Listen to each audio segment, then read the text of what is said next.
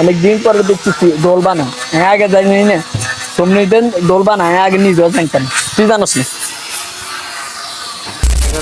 আমি কয়দিন টিকে দিবি ভাই দেয়া যায় এটা আমি কইলাম তো হেতারা দেব সমস্যা না বাড়াইছি না এটা আমি জানি তো বাড়াইছি নি সব জায়গা না বাড়াইছি কদিন না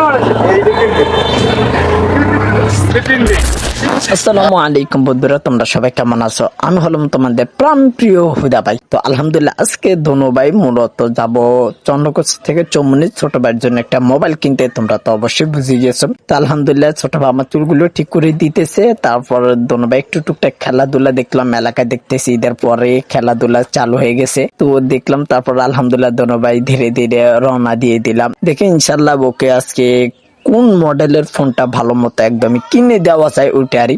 কিন্তু সবচাইতে আশ্চর্যজনক হচ্ছে সরকার থেকে ঈদের রেটের গাড়ি ভাড়া যদি দাম বেশি নাও কয়, এই কিছু সিএনজি ড্রাইভার আছে মানে এত পরিমাণে ওরা হুট করে দাম ভাড়া লায়, মানে কি বলবো বলার একদমই ভাষা নেই।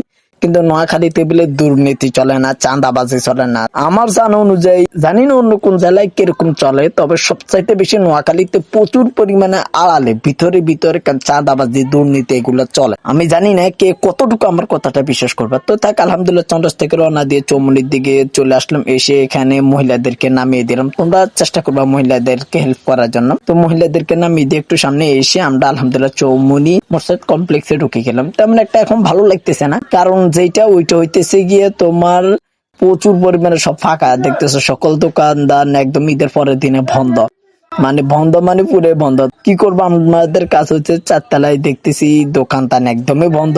তবে আমাদের এইটা খোলা আছে, এটাই লাখ লাখ শকরারি যেটা তোমরা দেখতেছো।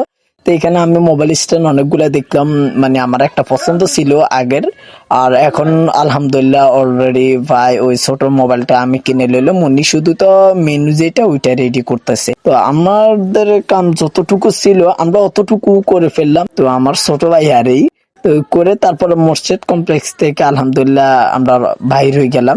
কারণ বাইরে হইতে যাওয়ার সময়ে আমরা এখানে একটু খেয়াল করলাম, এখানে বাইক গুলো এবং সিটি যেগুলো এগুলো সবটাই রয়ে গেছে। যারা যারা টিকিট মানে কোথায় কাপড় কিনছিল আর ই করছিল দেন ওগুলা রয়ে গেল।